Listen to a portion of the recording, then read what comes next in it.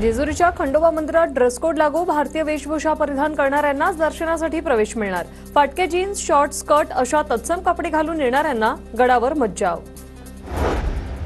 कोल्हापूर शहराचा पाणीपुरवठा आजपासून 2 दिवस बंद राहणार। देखभाल दुरुस्तीच्या कामामुळे पाणीपुरवठा बंद राहणार।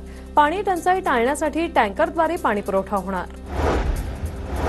जालन्यात जीबीएसचा पहिला रुग्ण आढळला। शहरातील 23 वर्षीय तरुणाला जीबीएसची लागण। शहरातील खासगी रुग्णालयात उपचार सुरू।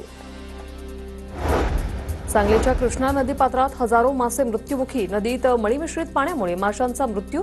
प्रदूषणाला कारणीभूत असणाऱ्या कारखान्यांवर कारवाई करा, नागरिकांची मागणी। तर प्रदूषण महामंडळाकडून पाण्याचे नमुने तपासल्यानंतर कारखान्यांवर कारवाई होणार। पुण्याच्या चंदननगर परिसरात निवृत्त पोलीस उपनिरीक्षकाला गुंडांकडून मारहाण। चेंबरचं झाकण तोडल्याच्या संशयावरून मारहाण। नाशिकमध्ये शासकीय कार्यालयात मराठी बोला मोहीम। नाशिक मनपात मराठीत बोलण्याचे फलक, कार्यालयात मराठी भाषेचा वापर आणि मराठीत संभाषण करणं अनिवार्य अशा आशयाचे बॅनर। धुळ्यात सफेद हरभऱ्याची 450 क्विंटल आवक। हरभऱ्याला 5200 ते 8000 रुपयांपर्यंतचा भाव। मात्र गेल्या वर्षाच्या तुलनेत भाव कमीच असल्यानं भाव वाढवून देण्याची मागणी।